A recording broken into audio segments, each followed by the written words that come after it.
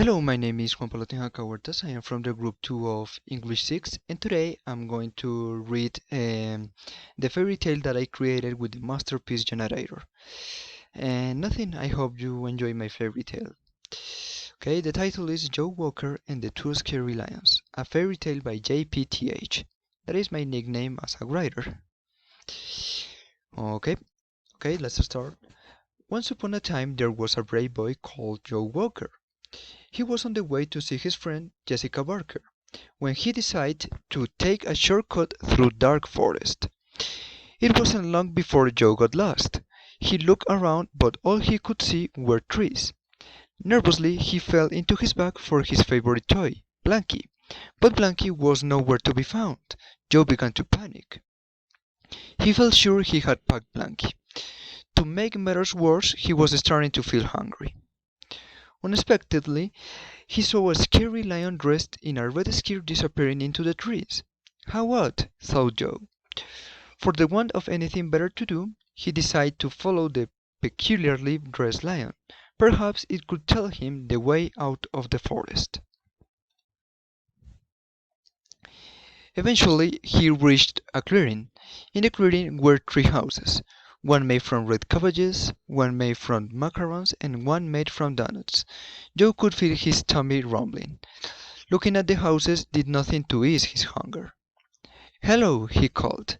"Is anybody there?" Nobody replied.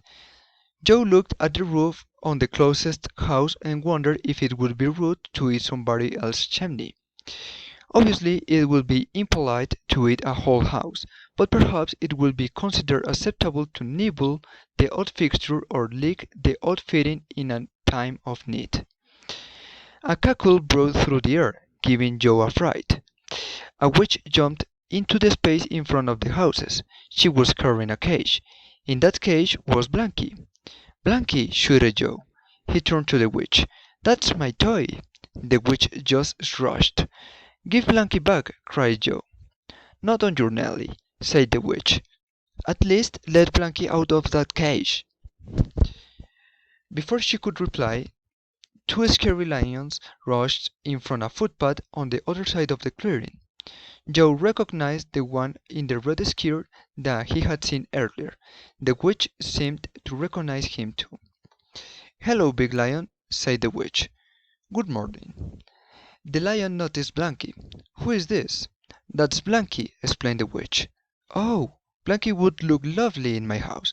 Give it to me," demanded the lion. The witch shook her head. "Blanky is staying with me." Excuse me," Joe interrupted. "Blanky lives with me, and not in a cage." Big Lion ignored him.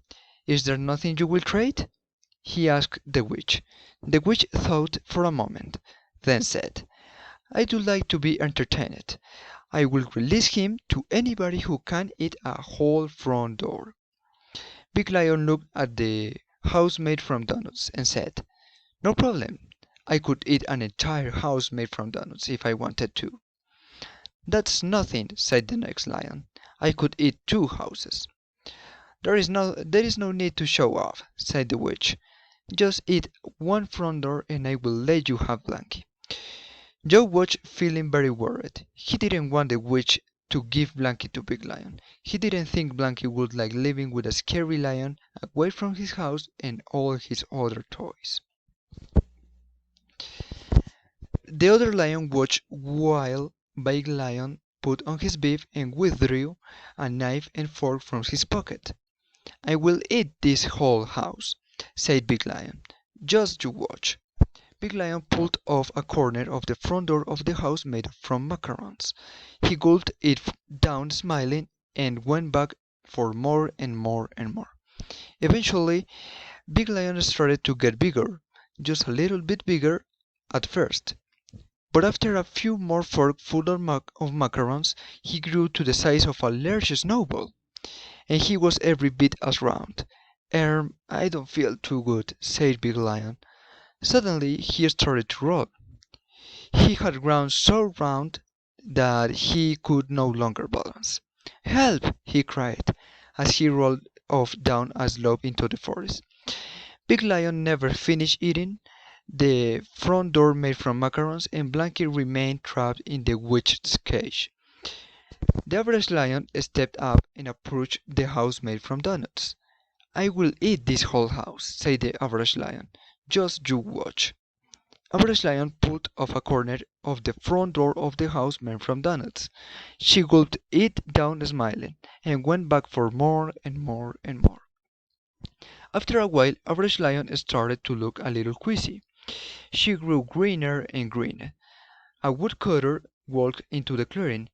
"What's this bush doing here?" he asked. "I am not a bush, I am a lion," said the average lion. "It talks!" exclaimed the woodcutter. "Those talking bushes are the worst kind. I would better take it away before somebody gets hurt." Gets hurt, sorry, gets hurt. "No, wait!" cried Average Lion, as the woodcutter picked her up, but the woodcutter ignored her cries and carried the lion away under his arm.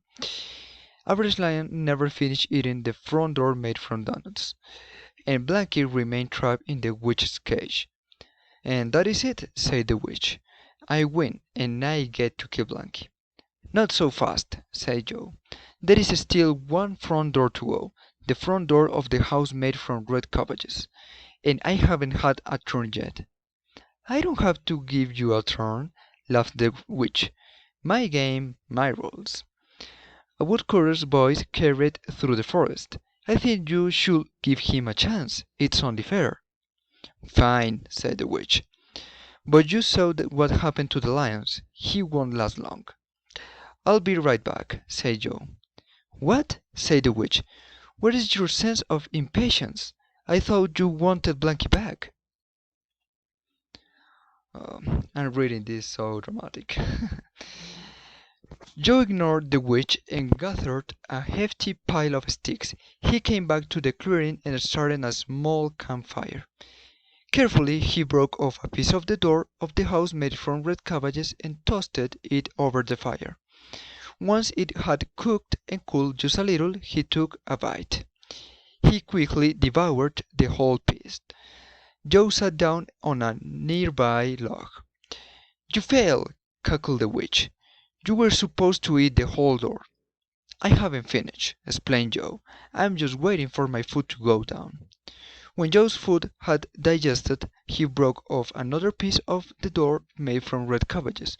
Once more he toasted his food over the fire and waited for it to cool just a little.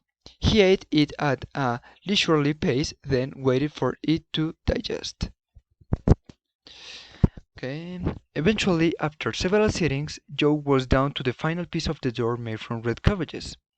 Carefully, he toasted it and allowed it to cool just a little. He finished his final course. Joe had eaten the entire front door of the house made from red cabbages. The witch stamped her foot angrily. "You must have tricked me," she said. "I don't require cheating." "I don't think so," said a voice. It was the woodcutter. He walked back into the clearing carrying his axe.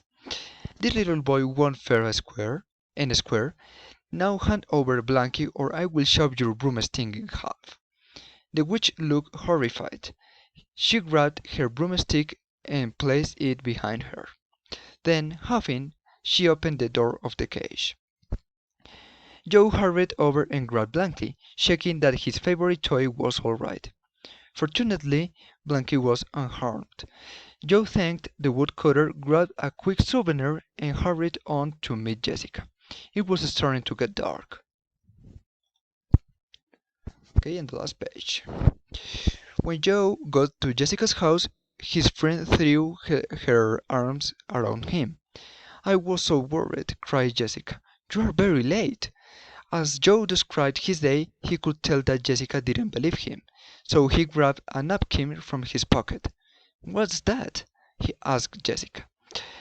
Joe unwrapped a doorknob made from macarons. "Pudding," he said. Jessica almost fell off her chair.